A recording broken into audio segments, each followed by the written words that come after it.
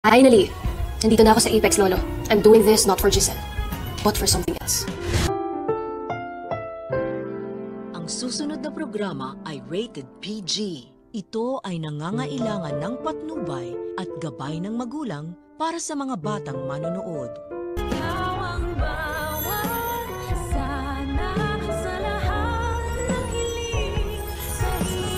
Please welcome our new VP for Finance, Mr. Eric Refuerzo.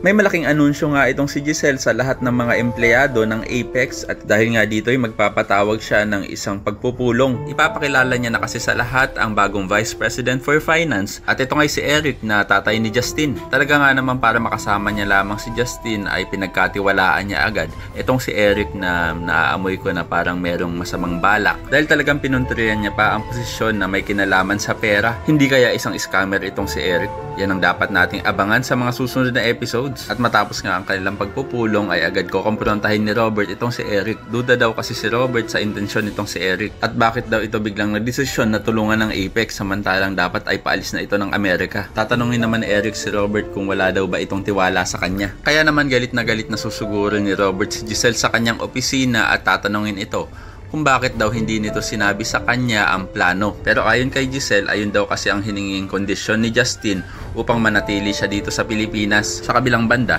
isang malaking palaisipan naman ang iniwang mga kataga nitong si Justin na hindi daw dahil kay Giselle ang ginawa niyang pagpayag na magtrabaho sa Apex. At mukhang ito ay para kay Lolo Pepe. At kung ano man ang misyon na iyan ay dapat nating abangan sa mga susunod na episodes. Sa kabilang banda, gagamitin pandahilan ni Doc Carlos ang paglipat umano ni Annalyn sa Apex kaya hindi niya ito isasama sa islat na mga pupunta sa Japan para sa seminar. Kaya naman maglalabas ng sama ng loob itong si Annalyn kay Harry na napaka-unfair naman daw yata ni Doc Carlos sa kanya. Kaya naman kung isa ka rin sa mga nagnanais na malaman na kung ano ang tunay na intensyon nitong si Justin sa pagpayag niya kay Giselle na magtrabaho sa Apex ay pakilike ang video na ito and don't forget to subscribe.